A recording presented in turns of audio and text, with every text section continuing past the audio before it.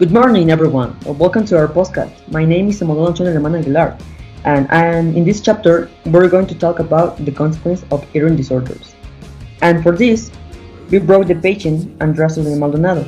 Then, since she was little, she always wanted to be a dancer and looked like her admirers. But this led her to put herself in a very bad state. And to advise her, we invite experts on the subject. We received Santiago Vargas Alvarez, an expert nutritionist who has been training Andrea for a long time.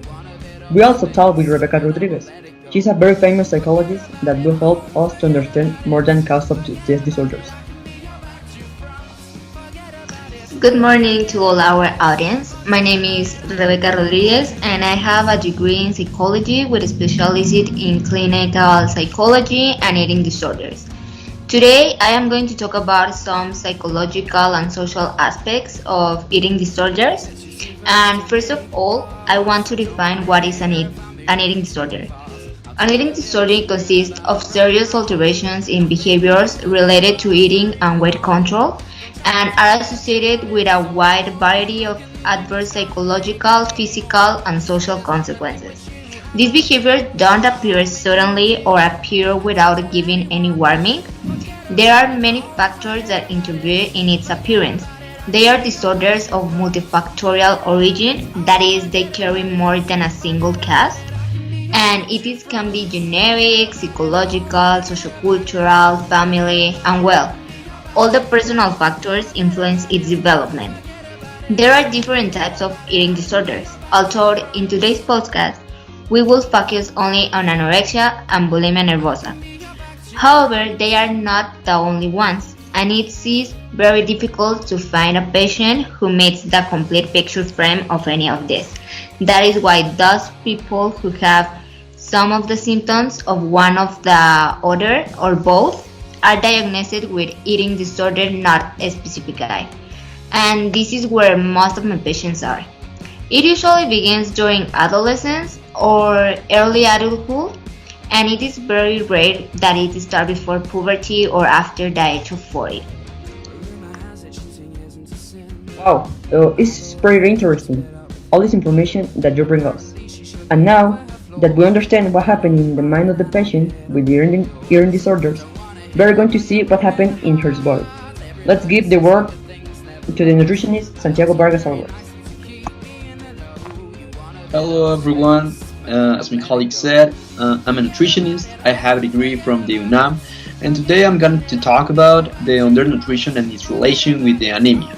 First of all, the most common symptom of undernutrition is unplanned and unexplained weight loss. If you unintentionally lose 5 to 10% of your body weight within 3 or 6 months, you might be suffering from signs of malnutrition. Clinically, significant involuntary weight loss, IWL, is defined as a loss of 4.5 kilograms or more than 5% of the usual body weight over a period of 6 to 12 months, especially when progressing. Weight loss of more than 10% of normal body weight is considered to represent protein energy malnutrition, PEM. If you suffer from either one of these weight loss symptoms, it means you might be malnourished to some degree. Also, our body needs macro and micronutrients. The macronutrients are carbohydrates, fat, and protein. They are the nutrients you use in the largest amounts because are the nutritive components of food that the body needs for energy and to maintain the body's structure and systems. Carbohydrates are the body's primary food. Fat is vital for the body as an energy reserve. And protein is essential to many processes in the body. It provides the structures to the tissue. And the micronutrients, referred to as vitamins and minerals, are vital to healthy development, disease prevention, and well-being. With the exception of vitamin D, micronutrients are not produced in the body and must be derived from the diet. So, if we don't have the correct intake of calories, we can suffer different types of malnutrition, and that can lead to diseases such as anemia. The anemia occurs when there are not enough healthy red blood cells to carry oxygen to our body's organs. As a result, it is common to feel cold and symptoms of tiredness or weakness. There are many different types of anemia, but the most common type is iron deficiency anemia. Anemia can have other effects on your body in addition to feeling tired or cold.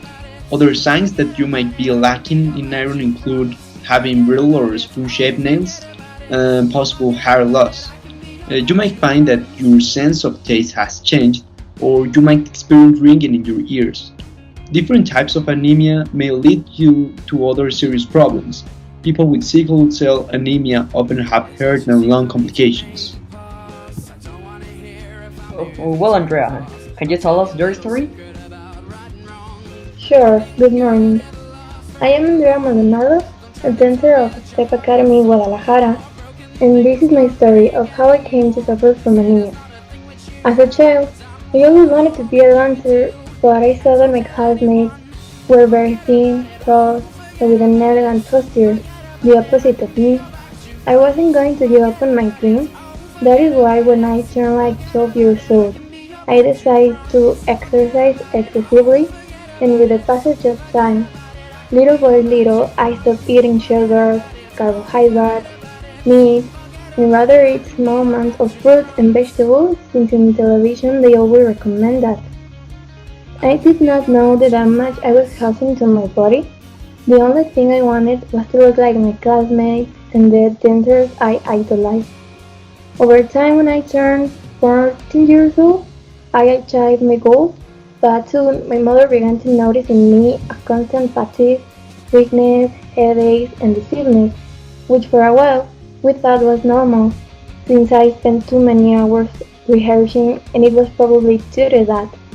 It wasn't until with cold hands and feet, chest pain, shortness of breath, and a very irregular heartbeat that I had to go to the hospital in an emergency.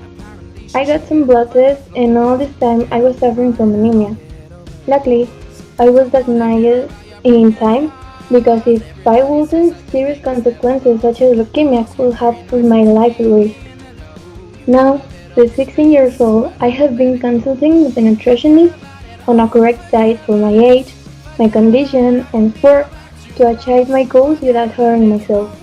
Since for a dancer, the body is the main instrument, also because I want to learn to love myself.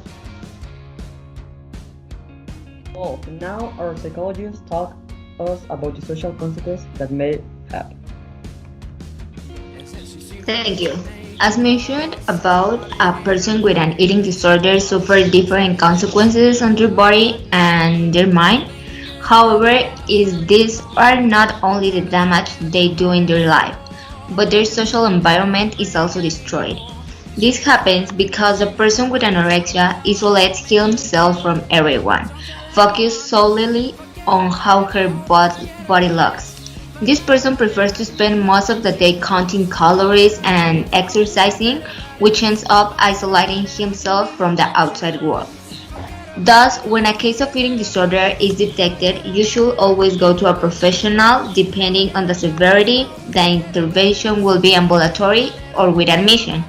On many occasions, admission is required due to severity to the physical and cognitive impairment.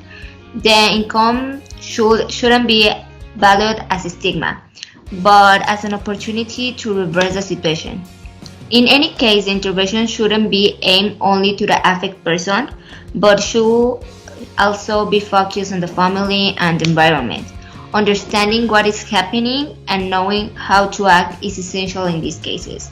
Therefore, as a specialist, I ask our entire audience not to make comments of any kind about the bodies of others, because we really don't know what is going on in the other's head. Let's take an example. Suppose that you are walking in a square and you meet a friend that you haven't seen for years. You recognize her and say, "Oh, hello." But when you realize that she lost a few kilos, you say, "Wow, you give her to the gym. Please pass me your diet. I want to see myself as you." We all think this is an accomplishment, and of course, it is, but you don't know the way in which that person lost weight, and if she or he has an eating disorder. The only thing that you are doing is encourage him or her to continue restricting. In fact, anemia affects more than 2 billion people globally, which is more than 30% of the total population. It is especially common in countries with few resources, but it also affects many people in the industrialized world. Within the US, anemia is the most common blood condition, and estimated 3 million Americans have the disorder. In addition, a search in 2007 asked to 9,282 English-speaking American patients about a variety of mental health conditions, including eating disorders. The results published in Biological Security they found that 0.9 of women and 0.3 of men had anorexia in their lives. 1.5 of women and 0.5 of men had bulimia in their lives. 3.5 of women and 2.0 of men had brain eating disorders in their life. When researchers followed a group of 496 adolescent girls for 8 years, until they were 20 years old, they found that 5.2 of the girls met Diagnostic and Statistical Manual of Mental Disorders 5, DCM in parentheses, criteria for anorexia, bulimia, or brain eating disorders. Where researchers included non-specified eating disorder symptoms, a total of 1.2 of the girls have suffered from DCM-5 eating disorders by age of 20.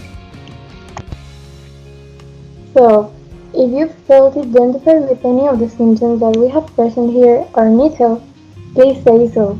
Approach the person in whom you have the most confidence and tell them about your situation. In the meantime, here I let you know that you're not alone and that your physique never, never defines the value you have as a person. And so concludes the first part of our podcast. Thanks for listening to us. Our team name is Helping Others. See you in the next chapter. Bye. Have a nice day.